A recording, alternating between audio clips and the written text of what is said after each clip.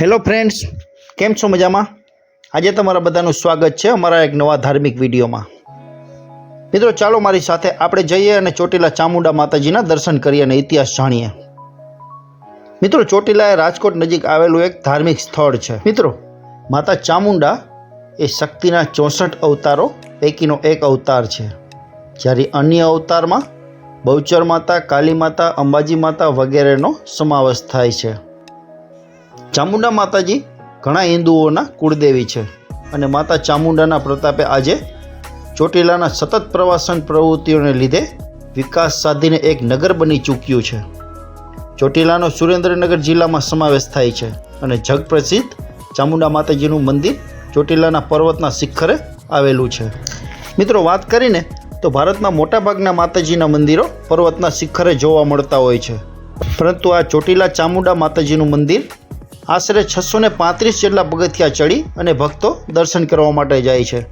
મિત્રો, આપણે આ મંદિરના લોકેશનની વાત કરીએ ને તો અમદાવાદ અને રાજકોટને જોડતો નેશનલ હાઈવે 8 નંબર પર વચ્ચે જ આ ચોટીલા ધામ આવેલું છે. અને અમદાવાદથી જોઈએ ને તો ચોટીલા 190 કિલોમીટરના અંતરે આવેલું છે અને રાજકોટથી જોઈએ ને તો 55 કિલોમીટરના અંતરે આ ચોટીલા ધામ આવેલું છે.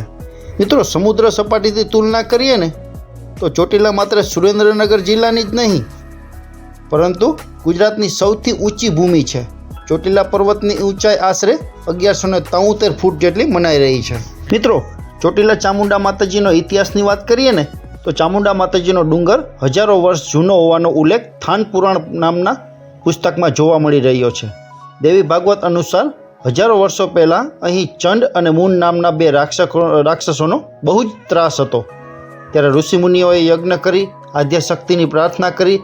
ત્યારે આદ્યશક્તિમાંના હવનમાંથી તેજ સ્વરૂપે મહાશક્તિ પ્રગટ થયા અને તે જ મહાશક્તિએ ચંડ અને મૂન નામના બે રાક્ષસોનો સંહાર કર્યો.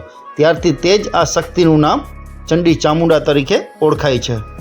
અને ચંડી ચામુંડા માતાજીએ અનેક પરચાઓ પૂરેલ છે તેવી લોકવાયકાથી આજે પણ સાક્ષાત તેના ભક્તોનો તપ અને ભક્તિથી માં ચંડી ચામુંડા માતાજીની પૂજા કરે છે.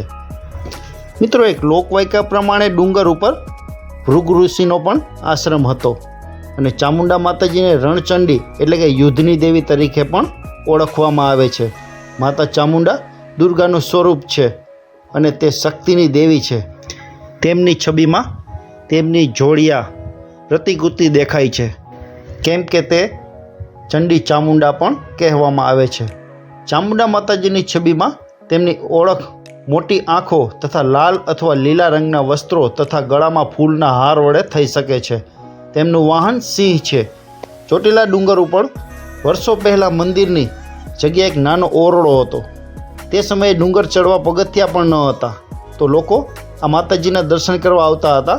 ત્યારે આશરે 155 વર્ષ વિક્રમ સંવત 1910થી 1916 પહેલાં મહંત શ્રી ગોસાઈ ગુલાબગીરી હરીશગીરી બાપુ ડુંગર ઉપર ચામુંડા માતાજીની પૂજા કરી રહ્યા હતા અને હાલ પણ તેમના વારસદારો વંશ પરંપરાગત રીતે ચામુંડા માતાજીની સેવા પૂજા કરે છે અને મંદિરે આવતા યાત્રાળુઓને સોગડતા મળી રહે તે માટેના કાર્યો પણ કરે છે. મિત્રો, ચામુંડા માતાજીના જો ડુંગરની વાત કરીએ ને તો હાલ 535 પગથિયા છે, જેમાં ચડવા તથા ઉતરવા માટે અલગ અલગ વ્યવસ્થા પણ કરવામાં આવી છે. દર 100 પગથિયા ચડતા પીવાના પાણીની વ્યવસ્થા પણ કરવામાં આવી છે. કુલિંગ સિસ્ટમથી સતત ઠંડુ પાણી મળી રહે તે માટે તદ ઉપરાંત પગથિયા ઉપર છેક સુધી રોડ એટલે કે છાંયડો પણ કરવામાં આવેલો છે. ઉનાળામાં તેમજ વરસાદના સમયમાં યાત્રિકોને તકલીફ પણ પડતી નથી અને એમની સાથે પગથિયા ઉપર પંખાઓ પણ ગોઠવીને સરસ મજાની વ્યવસ્થા કરેલી છે. મિત્રો, વર્ષની 3 મુખ્ય નવરાત્રિ મહા, ચૈત્ર તથા આસો માસના માતાજીના ડુંગર ઉપર અને સમગ્ર તળેટી તથા હાઈવે ઉપર જાણે કે ધાર્મિક મિની કુંભ મેળો ભરાયો હોય તેવા રૂડા ધાર્મિક સભર દ્રશ્યો જોવા મળે છે. ખાસ કરીને આસો માસની નવરાત્રિથી છેક દિવાળી સુધી મોટી ઉંમરના વયવૃદ્ધો પણ હૃદયમાં માતાજી પ્રત્યેની અપાર શ્રદ્ધા સાથે સડસડાટ ડુંગર ચડી જાય છે.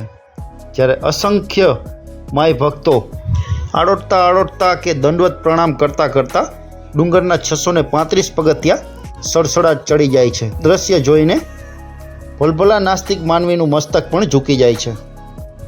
ડુંગરની તળેટીમાં પગથિયા પાસે ચામુંડાના ડુંગરના બાજુમાં ટ્રસ્ટના ભોજનાલયનું પણ દરરોજ બપોરે માય ભક્તોને લાપસી દાળ ભાત શાકનો પ્રસાદ પ્રેમપૂર્વક જમાડવામાં આવે છે.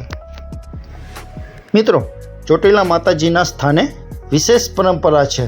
અહીં સાંજની આરતી બાદ ડુંગર ઉપરથી ભાવિકો, પૂજારી સહિત તમામ લોકો નીચે ઉતરી જાય છે. રાત્રિના ઉપર કોઈ રોકાઈ શકતું નથી.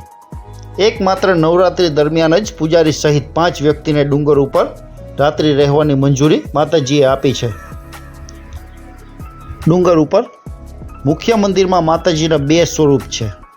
આ 2 સ્વરૂપમાં ચંડી અને ચામુંડા બિરાજમાન છે, જેમણે ચંડ અને મૂંડ નામના રાક્ષસનો વધ કરેલો હતો. મિત્રો, અમારો વિડીયો તમને પસંદ આવ્યો હોય તો લાઇક, શેર અને સબસ્ક્રાઈબ કરવાનું ભૂલતા નહીં. નમસ્કાર.